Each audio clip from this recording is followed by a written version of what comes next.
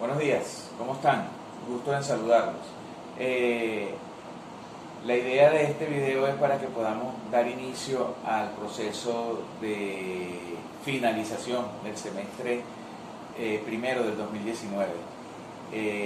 La idea es que podamos interactuar a través de esta vía y a través del aula virtual y obtener la información tanto de parte de ustedes como parte mía para poder lograr culminar con el examen de impuesto al valor agregado, que es lo que tenemos pendiente, la práctica de impuesto al valor agregado, que es lo que tenemos pendiente, y adicionalmente el tema completo de los deberes formales y los medios de extinción de la obligación tributaria.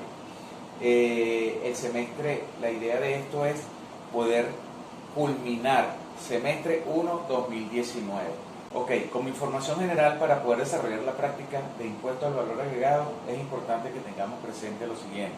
Recordemos, y esto es recordatorio, de todas maneras ustedes lo tienen en el correo que yo les envié en días pasados, que fue reenviado. Primero que todo, débitos. Cuando hablamos de débito hablamos de ventas. Cuando hablamos de créditos hablamos de compras. Es importante que cuando hablemos de facturación estamos hablando, y recuerden eso siempre, base imponible más impuestos, es decir, el 100% del valor del bien o el servicio más el 16% del impuesto al valor agregado. Cuando hablo de venta solamente hablo de la base imponible, es decir, el 100%. En el caso de las compras sucede igual. Cuando yo digo compré, estoy hablando solamente de la base imponible, es decir, el 100%.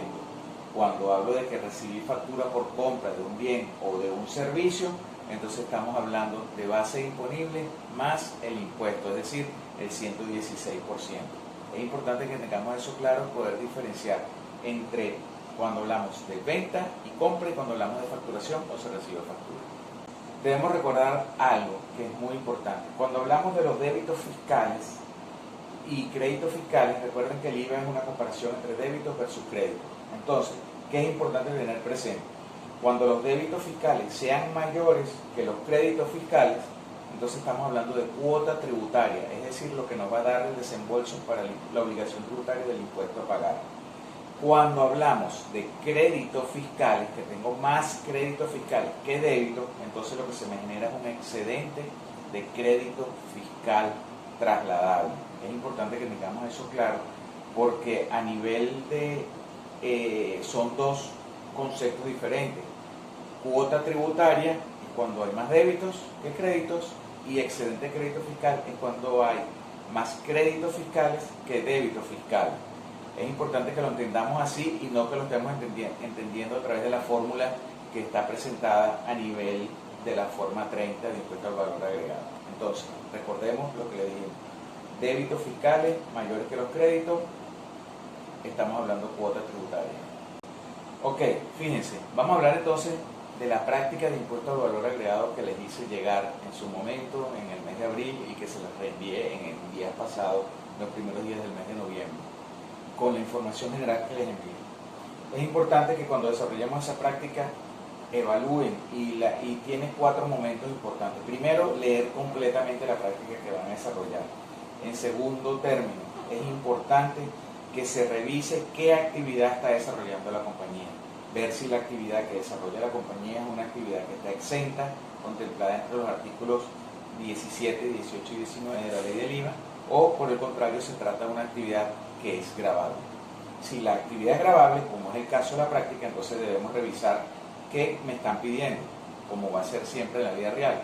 Me están pidiendo en primer término asientos contables, en segundo término libros de compra y libros de venta, los cuales debo completar de acuerdo a las formalidades que establece el reglamento de la ley de impuesto al valor agregado. Y por último, el llenado de la forma 30, que es la declaración definitiva de impuesto al valor agregado. Cuando hablamos de la práctica, es importante que tengamos presente algunos elementos que van a ver allí y en los asientos contables, que debemos hacer mucho seguimiento y estar claro en lo que estamos haciendo. Yo entiendo y sé que ustedes ya manejan los asientos contables, pero en primer término, recordemos que vamos a ver unas importaciones. Las importaciones, recuérdense cómo se determina la base imponible. ¿Cómo se determina esa base imponible? Va a ser el costo del bien que estoy importando más todos los recargos adicionales que existan, gastos aduanales, servicios, fletes, seguro, impuestos aduaneros, Todo eso forma parte de la base imponible en el caso de las importaciones. Tenemos ventas a contribuyentes, tenemos ventas a no contribuyentes, tenemos compras exentas en el caso del supermercado. Recuérdense que las compras exentas tienen que validar en los artículos 17, 18 y 19 cuando tenemos un bien que esté exento. Y allí tenemos unas compras en el caso del café, si mal no recuerdo. De igual manera, tenemos compras en las cuales se le debe hacer retención del IVA. Es importante que validen que la retención es del 75% o del 100% según fuera el caso. Entonces, ojo con eso, con los pagos que estén sujetos a retención. ¿Por qué? Porque en la práctica se dice que el contribuyente es contribuyente especial. Hablemos de los libros legales. En los libros legales, recuérdense que tenemos el libro de compra y tenemos el libro de venta. Tanto en el libro de compra como en el libro de venta es fundamental que estén todos los datos del contribuyente. Entiéndase el RIF del contribuyente, entiéndase la actividad económica del contribuyente, entiéndase el periodo de imposición del contribuyente. Recuérdense que este es marzo del 2019. Una aclaratoria que les quiero hacer. Recuérdense que hace 15 días, hace un mes aproximadamente atrás, salió una modificación de la ley de impuesto al valor agregado. En esa modificación se cambió el periodo de imposición de semanal a quincenal, solo para contribuyentes especiales, solo para contribuyentes especiales. Entonces, pero la práctica la seguimos haciendo con la información de contribuyentes especiales en función a semana, a la semana, solamente para efecto de la práctica. Recordemos llenar en los libros de compra y venta, pues que las columnas me estén cuadrando. Todo lo que yo tenga en cada columna debe cuadrar con el total de la columna y debo tener la información general, los datos del contribuyente, el número de RIF, el número de factura. Recordemos que en las ventas debe existir secuencia lógica y numérica en la facturación, importantísimo. Forma 30, declaración de impuesto al valor agregado, la declaración definitiva. Recordemos que de dónde vamos a tomar esa información, la vamos a tomar de las totales que tenemos a nivel del libro de compra y de los totales que tenemos a nivel del libro de venta. Es importante que en la declaración tengamos presente, en primer término, empezar llenando toda la información general del contribuyente, entre las cuales debe estar los datos del contribuyente, el RIF del contribuyente, la actividad económica que desarrolla el contribuyente, la información del representante legal, dirección de correo electrónico, RIF, teléfono del representante legal. Después debemos llenar los débitos fiscales en primer término en la forma 30, las ventas y su base, que es la base imponible, y el débito fiscal y totalizar. Y después vamos a tener abajo las compras, que es la base imponible, más el impuesto, que son los créditos fiscales. A esos créditos fiscales les debo sumar el excedente de crédito fiscal del periodo de imposición anterior que tenemos en la información adicional. Y eso me va a dar el total de crédito. Y ese total de crédito es el que voy a comparar con el total de los débitos. Y se darán cuenta que ahí vamos a tener una cuota tributaria, ya que los débitos fiscales son mayores a los créditos. Y debemos restar las retenciones de IVA. Es importante, en cuanto a las retenciones de IVA, que revisemos la información adicional. Recordemos que la información adicional me señala que traigo retenciones de impuesto al valor agregado pendientes por descontar. Esa información la debo usar para este nuevo periodo de exposición. Pero también es importante que tengamos claro que solamente puedo aprovechar las retenciones de IVA que tengan la documentación soporte, de las cuales tengan mis comprobantes de retención de IVA. Entonces, recordemos que la información me dice que solamente el 50% de las retenciones de IVA son las que puedo aprovechar.